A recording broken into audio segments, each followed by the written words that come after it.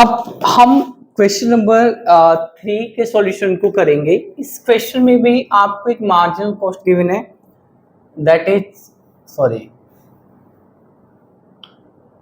Log Q यहाँ पे आपके क्वांटिटेटिव आउटपुट है लॉग क्यू होल स्क्वायर। ठीक है, यहाँ पे इस क्वेश्चन में अगेन आपको टोटल कॉस्ट निकालनी है और टोटल कॉस्ट ऑफ 100 यूनिट्स आपको गिवन है, दैट इज ₹20। ठीक है, तो आप चाहो तो ये लिख भी सकते हो गिवन। ठीक है, and total cost for 100 units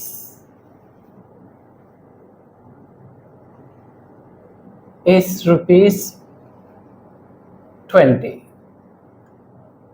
ठीक है, तो अगेन इस क्वेश्चन में भी हम टोटल कॉस्ट फंक्शन कैलकुलेट करने के लिए अपने इंटीग्रेशन का यूज करेंगे। Total cost function is equal to C, इसको अंडरलाइन कर लीजिएगा, and it is integration of marginal cost that is log Q whole square into D Q. ठीक है, अब देखिए यहाँ पे एक इम्पोर्टेंट बात है जो मैं आपको पहले बता चुका हूँ। वैसे जब हमने चैप्टर नंबर 13 कंप्लीट करा था तो मैंने आपको ये बताया था कि अगर आपको log x का डेरिवेटिव करना हो तो log x का डेरिवेटिव होता है 1/x। ये हमारे पास फॉर्मूला होता है जो कि फॉर्मूला प्रूव्ड है ना। फर्स्ट प्रिंसिपल मेथड को यूज करके इस फॉर्मूले को हम प्रूव भी कर सकते हैं।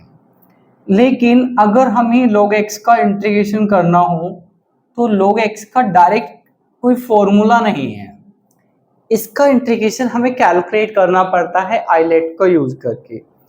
आइलेट मैं आपको बता चुका हूं क्या होता है, एक बार मैं और आपको रिवाइज कर देता हूं। ठीक है, देखिए आइलेट में हम लोग क्या करते हैं, यहाँ पे इस क्वेश्चन में हमें बेसिकली बाय पार्ट का यूज करना होगा, आपको पता है। ठीक है, आप यहाँ पे लिख भी सकते हो क्वेश्चन में यूजिंग बाय पार्ट्स। ठीक है, अब बाय पार्ट्स को यूज करोगे। बाय पार्ट्स में क्या होता है, हम लोग आइलेट का यूज करते हैं जैसे कि आपको पहले ही पता है। अब यहाँ पे आई का मतलब इनवर्स है, एल का मतलब लॉगरिथमेटिक और ए का मतलब एल्जेब्रिक, टी का मतलब ट्रिग्नोमेट्रिक और ए का मतलब एक्सपोनेंशियल फंक्शन है। तो क्योंकि इसका इंटीग्रेशन हो नहीं सकता है, कोई हमारे पास फॉर्मूला नहीं है, तो हम लोग क्या करेंगे, यहाँ पे अपने आप से 1 लेंगे इसके साथ मल्टीप्लाई में। अब हमारे पास दो फंक्शन हो गए हैं, एक ए और एक ए। अब इनमें से किसी फंक्शन को हम 1 मानेंगे, किसी को 2, किसको 1 मानेंगे किसको 2, वो आपको पता है। ये log 1 एल्जेब्रिक फंक्शन होता है और ये लॉगरिथमेटिक फंक्शन है।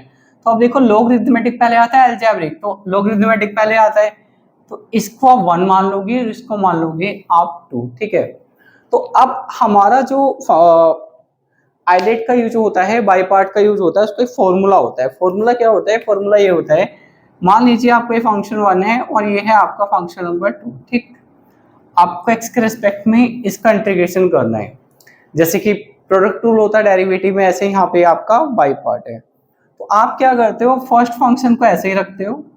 ठीक है, सेकंड का आप इंटीग्रेशन करते हो, फिर माइनस का साइन लगाते हो। ठीक है, फिर आप एक बड़ा सा ब्रैकेट लेते हो ऐसे और इसके बाहर लगाते हो इंटीग्रेशन का साइन। ठीक है, इसके अंदर फिर आप क्या करते हो, एक छोटा ब्रैकेट लेते हो और इस ब्रैकेट में आप डेरिवेटिव करते हो फर्स्ट फंक्शन का इनटू, या इस ब्रैकेट को मान लीजिए एक और ब्रैकेट है, ये ब्रैकेट। ठीक, एक दूसरा ब्रैकेट लेते हो, दूसरे ब्रैकेट में आप इंटीग्रेशन करते हो सेकेंड फंक्शन का, ये फिर आपने क्या करा, एक ब्रैकेट लगा लिया। इसके बाद ये जो दो ब्रैकेट है इसका मतलब दोनों मल्टीप्लाई में एक बड़ा ब्रैकेट लगाते हो और इसके बाहर x। ये आपका बाय पार्ट का रूल है, इस रूल से ही हम यहाँ पे इंटीग्रेशन करने वाले हैं। तो ये हमारा फर्स्ट फंक्शन है, ये हमारा सेकंड फंक्शन है। इंटीग्रेशन कैसे होगा, c कैलकुलेट करने के लिए सबसे पहले आप फर्स्ट फंक्शन को जैसा वो है आपको वैसे ही रखना है, तो मैंने इसको वैसे ही रख लिया है। ठीक, इसके बाद सेकंड फंक्शन का हम इंटीग्रेशन करेंगे। सेकंड फंक्शन हमारा 1 है तो हम 1 का इंटीग्रेशन करेंगे। इसके बाद माइनस के बाद ये इंटीग्रेशन का साइन और बड़ा ब्रैकेट, और छोटे ब्रैकेट के अंदर हमारा जो फर्स्ट फंक्शन है हमें इसका डेरिवेटिव करना है। तो हमें डेरिवेटिव करना है log क्यू स्क्वायर का, और यहाँ पे भी क्यू ले लेंगे, गलती से मैंने एक्स लिख दिया है। ठीक, ब्रैकेट 1, इसके बाद सेकंड ब्रैकेट में इंटीग्रेशन का साइन, सेकंड फंक्शन जो कि क्या है 1, इसका हम इंटीग्रेशन करेंगे क्यू के रेस्पेक्ट में, ब्रैकेट बंद, और ये बड़ा ब्रैकेट, और इसके बाहर क्या इंटीग्रेशन एक्स के रेस्पेक्ट में, हम क्यू के रेस्पेक्ट में कर रहे हैं। ठीक, तो ये वाली आपकी जो वैल्यू है, ये वैल्यू log क्यू स्क्वायर ऐसे ही रहेगी, और जो 1 है 1 का इंटीग्रेशन हो जाएगा आपके पास क्यू, ये इंटीग्रेशन का साइन आपके पास ऐसे ही आएगा। ठीक है, और ये आपको डेरिवेटिव करना है। तो देखो log x का डेरिवेटिव तो ये होता है, बट अगर यहाँ पे स्क्वायर हो तो चैन रूल लग जाएगा। चैन रूल से क्या हो जाएगा 2 log x, और log x का डेरिवेटिव दोबारा करोगे वो क्या होगा 1/x। ठीक है, तो हम ये बड़ा ब्रैकेट लगाएंगे, हमने इसका इंटीग्रेशन करा 2 आ गया या log q, और चैन रूल से log q का इंटीग्रेशन दोबारा करेंगे इनटू में, तो वो आएगा 1/q आपका। ठीक है, इसके बाद ये 1 है, ये ब्रैकेट, ये 1 है, 1 का इंटीग्रेशन क्या होगा q, फिर ये ब्रैकेट आ जाएगा, इसके बाहर ये इंटीग्रेशन हमें करना है क्यू के रेस्पेक्ट में। अब देखिए इस क्यू से ये क्यू आपका कैंसिल हो जाएगा, ये दोनों अलग है, तो आपके पास क्या बचा, इसको थोड़ा आगे लिख लेते हैं। हमारे पास बचा अभी ये, और यहाँ पे लिख लेंगे हम के, क्योंकि हमने इंटीग्रेशन कराया ना, तो इंटीग्रेशन के बाद हम के लिख लेंगे, कांस्टेंट हो गया। तो अभी आपके पास क्या बचा, ये जो आपके पास क्यू है इसको आप आगे लिख लीजिए, इससे हमें थोड़ा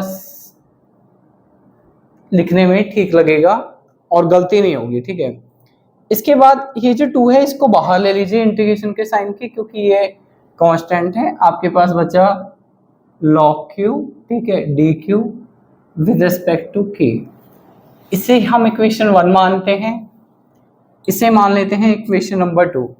अभी आपको क्या करना है, अभी क्वेश्चन कंप्लीट नहीं हुआ, हमारे पास ये log x बचा है, हमें log q, तो log q का ना इंटीग्रेशन हमें दोबारा करना है। दोबारा कैसे करेंगे समझ लो, पहले आप इतना नोट डाउन कर लीजिए। चलिए मैं इसको अरेंज कर देता हूं, है ना। तो अभी आप इसको इक्वेशन नंबर 2 मान लीजिए, इसको ऐसे रहने दीजिए, आप सिर्फ इतना पोर्शन ले लीजिए, कितना, सिर्फ और सिर्फ इतना log q, और आपको इसका इंटीग्रेशन करना है। तो अब log q का इंटीग्रेशन हो नहीं सकता, डायरेक्ट फॉर्मूला तो हमारे पास है नहीं, तो इंटीग्रेशन करने के लिए हमें बाई पार्ट का यूज करना पड़ेगा। अगेन जैसे हमने पहले करा था, ये आपका फर्स्ट है, ये आपका सेकंड है, अगेन आप इस वाले फॉर्मूले को लगाओगे, तो फर्स्ट फंक्शन यानी कि log x आपके पास, log q आपके पास ऐसे रहेगा, और जो सेकंड है यानी 1 का हम इंटीग्रेशन करेंगे। ठीक है, इसके बाद माइनस इंटीग्रेशन का साइन, बड़ा ब्रैकेट, आपको डेरिवेटिव करना है फर्स्ट फंक्शन का जो कि है आपका log q। ठीक है, इनटू आपको क्या करना है, ब्रैकेट में एक ब्रैकेट आ गया है, एक ब्रैकेट और आएगा, ये सेकंड फंक्शन का आपको इंटीग्रेशन करना है। सेकंड फंक्शन हमारे पास क्या है 1। ठीक है, और इस सब के बाहर क्या है, इस सब के बाहर है q। तो आपका ये जो log q है ये ऐसे रहेगा, यहाँ पे क्या हो गया 1 आया, 1 का इंटीग्रेशन क्या होगा q होगा। अब ना एक गलती मत करना कि इन दोनों log q की कभी मल्टीप्लाई कर दो, q स्क्वायर कर दो, नहीं, क्योंकि ये फंक्शन अलग है, ये लॉगरिथमेटिक फंक्शन है, ये आपका अलजेब्रिक फंक्शन है, इन दोनों की आपस में मल्टीप्लाई नहीं होगी। तो ये वाला जो q है इसको ऐसे रहने देना, फ्री इंटीग्रेशन का साइन मैं इसको इरेज कर देता हूँ। अब इस फॉर्मूले की तो हमें जरूरत है नहीं। ठीक है, ये बड़ा ब्रैकेट, इस ब्रैकेट में log x का आप डेरिवेटिव कर लो, 1/q आ जाएगा, और ये हो गया आपका q 1 का इंटीग्रेशन q, ये बड़ा ब्रैकेट, ये दोनों कैंसिल हो गए, यहाँ से आपके पास क्या बचा 1 बचा। ठीक है, अब ये इतना बड़ा ब्रैकेट लिखने की तो जरूरत ही नहीं, क्योंकि सिर्फ 1 बचा है, तो सिर्फ 1 बचा है तो सिर्फ आप इतना लिख लो और यहाँ लगा दो के, अगले स्टेप में हम लोग क्या करेंगे, ये जो क्यू है इस क्यू को आप आगे लिख लेना और ये हो गया आपके पास लॉग क्यू, ठीक है, यहाँ माइनस आएगा, ठीक है, ये वाला माइनस। अब 1 का इंटीग्रेशन क्या होता है, क्यू होता है, और ये हो गया आपके पास के। तो ये हमारे पास किसकी वैल्यू आ गई है, हमारे पास वैल्यू आ गई है लॉग क्यू की, चूंकि हमें चाहिए थी, ठीक है, हमें लॉग क्यू चाहिए था, तो इस लॉग क्यू की वैल्यू हम सेकेंड इक्वेशन में पुट कर देंगे। आप यहाँ लिखना फ्रॉम टू, सेकेंड इक्वेशन क्या है आपका टोटल कॉस्ट फंक्शन यानी कि सी, ये क्यू आपका ऐसे रहेगा, ये आपका आपके पास जो लॉग क्यू का स्क्वायर है ये भी ऐसे रहेगा, ये -2 ऐसे रहेगा, ये ब्रैकेट, और ये हमारे पास जो पूरी वैल्यू थी ये, इसके जगह हमारे पास क्या आ गया है Q log Q minus Q plus के, ठीक है, और एक के आपके पास ऑलरेडी बाहर है।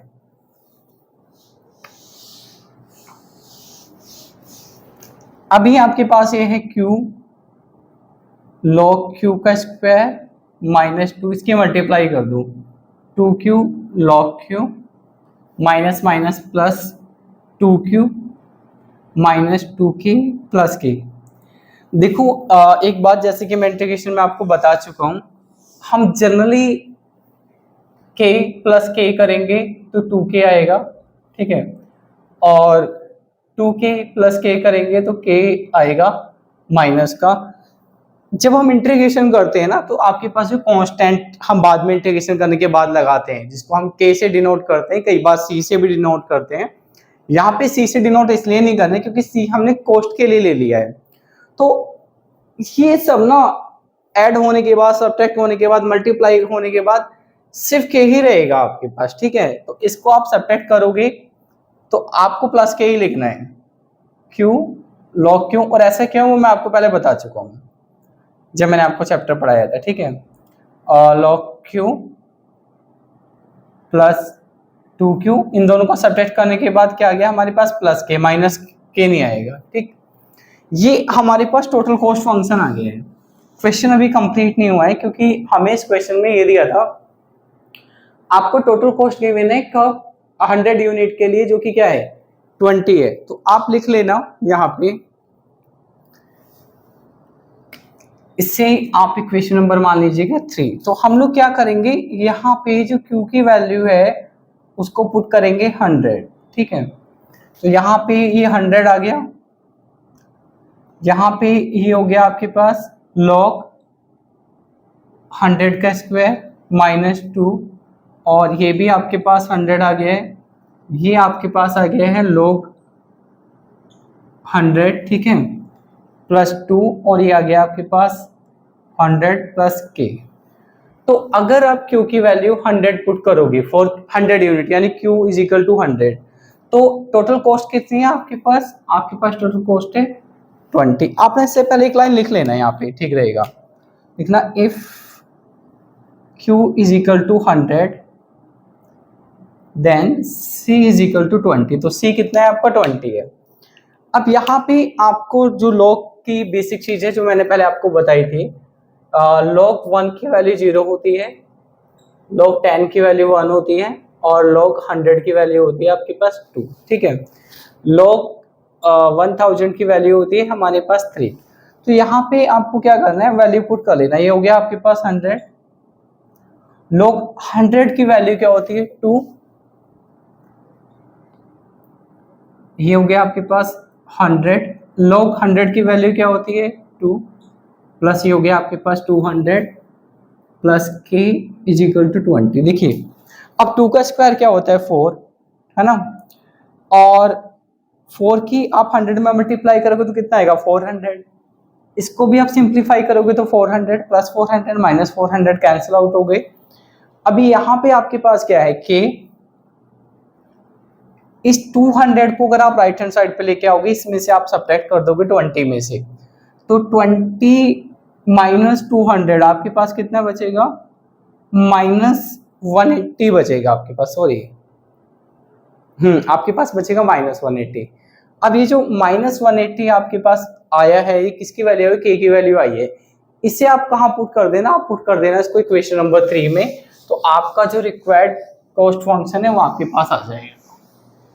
ठीक है, आप लिख लीजिएगा यहाँ पे from 3 C is equal to Q log Q square minus 2Q log Q plus 2Q plus K की वैल्यू कितनी आ गई हमारे पास -180। ठीक है, ये हमारे पास फाइनल आंसर है किसका, हमारे क्वेश्चन नंबर 3 का, जो कि है हमारा टोटल कॉस्ट फंक्शन। ठीक है, अब इसको नोट डाउन करिए फिर आगे चलते हैं।